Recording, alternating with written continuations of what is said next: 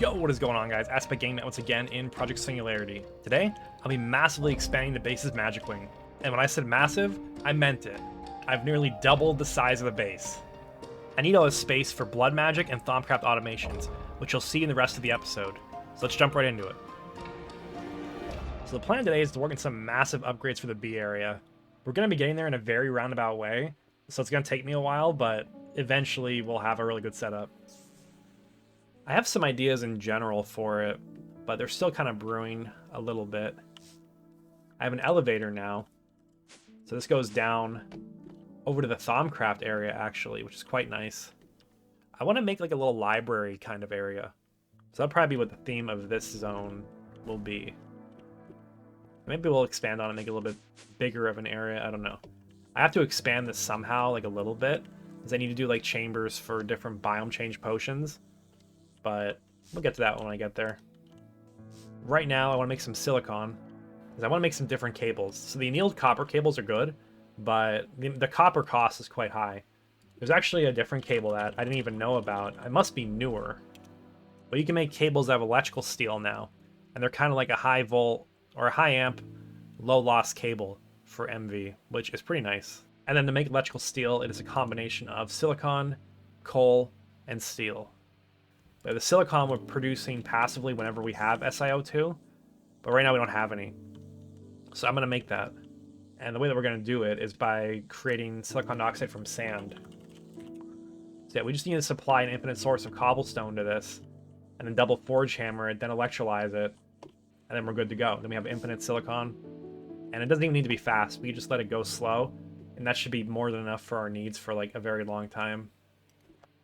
And we need another rock breaker. We probably need more than one rock breaker. Yeah, let's make 3 of them, because they have a lot of nice recipes.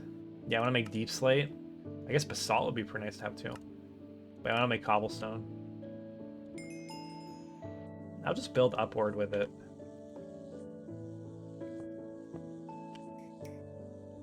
I'm a little bit worried this isn't enough amperage for what I want to do.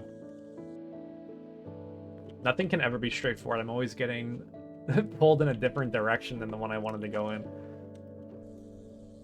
Alright, that'll work. So now the cobblestone's going to be fed into the forge hammer, which goes to another forge hammer. And the sand goes in here. That gets output down. How much EU is this using? Okay, not that much, thankfully. Yeah, we should be good with 4 generators. Now we have infinite silicon. Now that my silicon problem was solved, I started smelting up a ton of electrical steel. These high amp MV cables are going to be super useful for me, as I plan on making a ton of world accelerators for bees and magic automations, and each of those are going to require 6 amps of MV. I then moved on to my first project of the magic expansions, which is going to be an organized nugget duping area. Alright, how many do I need? 1, 2, 3, 4, 5. I mean, at least 5 crucibles. Probably going to need some more. Or I could do 6. 6 works for me.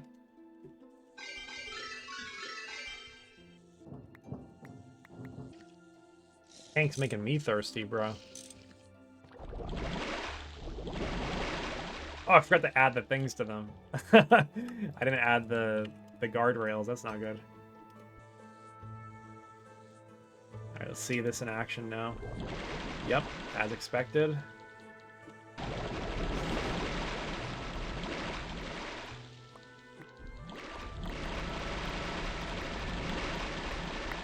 Within the Blood Altar's recipe is an attuned stone. Not only does this require witchery progression, but also some Botania progression. You really just need a tiny amount of mana, so I'll borrow that from some other teams that already did Botania. But for witchery, I want to do my own setup. Yeah, I need another cauldron. Okay, that's the witch's cauldron completed. We need some witch's ovens. We need more cauldrons. How did I miscount? That's crazy.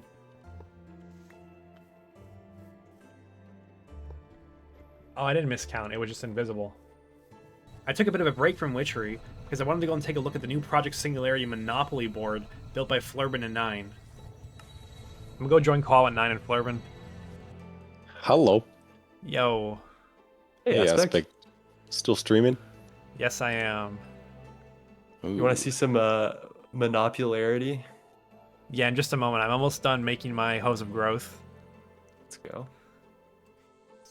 All right. Where's the Monopoly thing at? You guys' base, or where? It's if you go east of our base, Does it show in the mini map? go It west. does. It should. It's like the size of our base. It's huge. Chat, don't freak out. He's gonna see greatness soon. Yeah. This place keeps getting Yeah. crazy every time I look at it. I swear to God. All right, I'm on my way. Oh, yeah, I can see it coming into vision. I like how the road goes to it. You don't have the texture Oh, pack. you need the I forgot texture about this. pack. Yeah. Oh, hold up. Oh no. Let me Well, fix that's it. okay. You can see a couple of cool things. If you come here aspect to the middle of the board, I made a working double dice that you can pull the lever over here. What? Check this shit out. Pull the lever. There's no. That's awesome. Oh, that's funny. Yeah. It's beautiful. That's so peak. And if you have the texture pack, we also made a working chance card thing. You won't be Okay. able to see it, but it cycles these different bibliocraft paintings in and out. How do you put down like the houses and stuff on the cards? We have inverted. I don't know. This is inverted Minecraft. You build your lamps. own house. Yeah, you just We chug give it you a down stack on of dirt. Yeah. Okay, I see. Yeah, you can build it whenever you want. I'm so addicted to rolling these goddamn dice. We need one of these in our house. I know. Just roll. Just Just a to roll fidget it. toy. This is awesome. This thing looks incredible on the minimap too. It does, right? At some point, we have to organize everybody together to play that. But for now, it's back to progression. The only parts left in witchery progression are basically just burning down some saplings to get these different smells in the witches' ovens. These fume funnels that I made are a larger upfront investment, but they help you with better rates from the saplings. Once you have enough of the fumes bottled up, you'll want to make some mutandis, and the reason you do this is to get the different witchery saplings, that being the rowan, alder, and hawthorn saplings. With these, you can make your own witchery altar using the rowan wood, and then grow enough plants around there to get about 6,000 altar power. There's some pretty cheap upgrades for the altar. I'm using a player head, filled chalice, candelabra, and arthana. We'll use this altar power later to make biome change potions. I'm gonna need like 15 of them to finish my B area later on. For now, I got a lot of building ahead of me, because I have some big ideas. Yo, what is going on? VOD Watcher Gaming. Ask my game back once again. I'm just sitting here, and I was walking around trying to think of ideas to decorate this better, and it kind of struck me, why only do this in the bottom floor? Why don't we dig up and start expanding upwards and connect the second floor to this as well and have like a second layer, and you can like look down at this floor and you can do stuff up here? Like, that's gonna look great. So I'm just digging right now, and I figured I might as well hang out with people while I'm doing some digging. I then proceeded to dig for almost 4 hours straight. I started to build out some new pathways, which are going to lead to new areas around the magic wing of the base as well. One of those areas is a new library, which I thought was a good way to store those enchanted books we get from the witch farm. I'm extremely happy with the way this area came out, and I kind of love it. I want to build more like this. At that point, it was getting pretty late at night, and I had spent all day playing, so I went over to the casino to relax. I knew I'd be starting blood magic soon, so now I feel like a good time to eat all the foods that I was missing. Hakiba made a lot of food here, and it took me almost an hour to eat it all. There's not even that many foods left in the game at this point, so maybe we'll go for 100% completion later on. But for now, my next focus is blood magic. I'll need to make an implosion compressor to make the double compressed cobblestone I need for the altar. It's an easy multi to make, but it does need a source of explosives. I plan to solve this with the explosive bead long term, but to get us started, I'll make some powder barrels. Now all that's left is to put it together and start blowing stuff up. This is a good early investment too, because some flawless gems are really useful, but annoying to acquire. And then I had to make more cauldrons for blood magic. Yeah, I might have made like 30 of them today. In case you weren't aware, Thaumcraft and blood magic are inseparable in GTNH. Pretty much any and all upgrades for blood magic are going to require extensive Thaumcraft infrastructure. In HV, we're going to automate it with Steve's factory manager, but for now, we're just going to have to scrape by somehow. Now that the blood altar is crafted, I'll place it in one of my templates. If you have a keen eye, you'll notice that it's not centered. You can actually wall share blood altars, so someday this will all make sense. I then worked ahead a bit and started building a mob spawning area. I'll use that to get blood, which is otherwise known as life points or LP. I only really have access to hostile mobs for this right now, so I'm just going to use witches and redcaps, which are spawners that I have on hand for this. I'm pushing mobs to the front by using some thaumic relocators and water. Ideally, you'll use witchery guards, but you need a powered spawner for that, which is locked behind HV. We can't quite use the mob spawner yet, because tier 1 of blood magic is all about self-sacrifice. Having a lot of hearts helps speed this up a bit, and mini red or yellow hearts are really good for fast healing. Our first LP is going to go into making some life cells, which you put into a dedicated cutting machine for making arcane slates. There's 2 other blood magic dedicated machines that are worthwhile to set up right now. A mixer for making concrete, and an assembler for making runes. We'll need 8 blood runes for the tier 2 altar, which is 32,000 LP. There's some simple ways to make this easier at least. You can soak multiple items at once in the altar using Ender Isle conduits. Just be careful not to stack the items up so much that you can't keep up with the LP supply. You could also world accelerate the altar. I didn't do that until I hit tier 2, but it's good to set up now. After grinding for a bit, I crafted my 8 blood runes, and that's pretty much it for tier 1. Now that I have a tier 2 altar, I'm going to immediately make a dagger sacrifice. This is going to speed up the LP gains by quite a bit, because now I'll be able to kill mobs instantly and gain 500 LP for each of them. Nice tip for this part of the game is to make an item filter and a voiding drop filter from random things. In the item filter, put the items that you want to keep here and set it to blacklist. And then once you put this inside of your voiding drop filter, it will void everything except for those items you put in there. So always put this in your backpack when you're not using it, and just be very careful with that in general so that you don't accidentally void stuff you care about.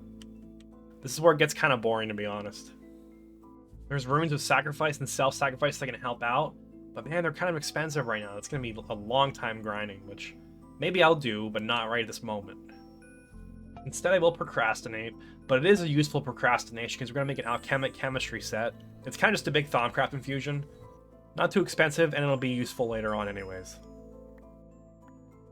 I took a bit of a break to create 4 world accelerators, one of which are going to go to blood magic and 3 to my bees area. So instead of making a bajillion generators to supply all these world accelerators, we just make a lot of batteries and then run them in short bursts whenever we need them. I'm making the outline here for like a grid of apiaries as well. We could need any combination of humidity and temperature, so we need to be prepared for all of those situations. So this is the idea for the apiaries. You put the accelerators around there, I can move them to any other apiary that I want just by placing them on top of the cables, and just turn on off with a lever. Unfortunately, we're back to grinding at the blood magic area. At least I have a world accelerator now. I was noticing the mobs are really bouncing me around. I don't know why they were mad at me anyways. They shouldn't be able to see me. The solution, of course, is to just trap myself in the blood altar, so even if they start hitting me, I'm not going to go anywhere. Works for now, I guess. I then proceed to spend the next hour grinding away for the tier 3 altar. This requires 20 additional blood runes, as well as 8 blood-soaked thaumium blocks. It's just like a lot of blood. I think you get it by now. After a while, I did it. It's the tier 3 altar. We did it, guys. New blood magic tier means a new blood orb. We went right ahead and made the apprentice orb. We're going to be stuck with this for a while, unfortunately. The next orb is locked in HV since we need titanium for it. Alright, now that blood magic almost drove me crazy, it's time for a nice and relaxing detour into bees. I really wanted to perfect the breeder bee to an unnecessary extent, so I'm making an acclimatizer. This is going to allow my bees to breed in any climate and any humidity at all. First off, this machine can take GregTech power. I don't know if I recommend that long term, but I'm only using it for a short time, so whatever. Second off, you will accelerate it. Third, shout out to the quest book, this is a good tip.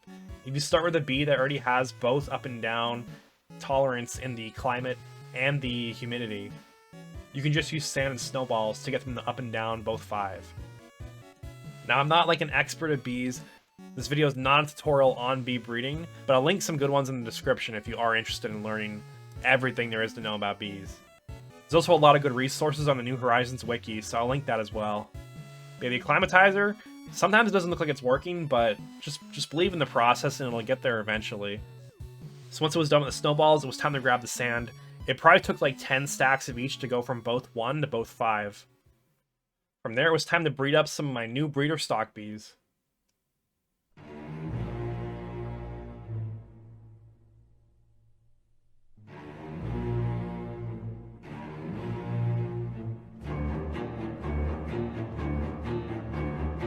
There's 2! Oh, there's 2! There's 2! Hello, friends. Watch this. Watch this. Watch this. Watch this.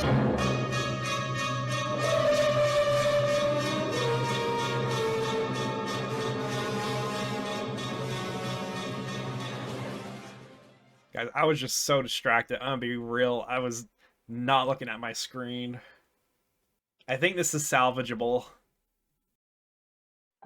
If this happens to you, load a backup. For me, I'm on a server. I can't do that. The good news is, I just spent a ton of time preparing to do this anyways. We're gonna expedite the maddening frame of Frenzy. This frame is actually better than the Oblivion frame. The only downside is it costs 1000 LP per cycle. It's gonna suck till we hit HV just a little bit. I only have 25,000 max in my soul network, and then 10,000 extra in my altar, so I have to run back and forth and make sure I don't break these again, but we could save this. To show off how OP the frame of Frenzy is, I went straight to the end to perfect my breeder bees. The Stardust bee is a rare bee that comes with the blinding speed trait. It can only be bred in an arid environment in the end with a Stardust ore block underneath. So I did all this elaborate setup with a bomb change potion, and I had to fly out 3k blocks in the end to find a Stardust ore, and then once I went to breed the bee, I got it in one try with the new frame. So in the end, it's worth it. There's a lot more work to be done to prepare us for HV, and now that we perfected our bees, we're going to have access to a lot of powerful resources. But I think we're going to save most of that for the next episode. For now, hope you guys enjoyed, thank you all for watching, and have a good day.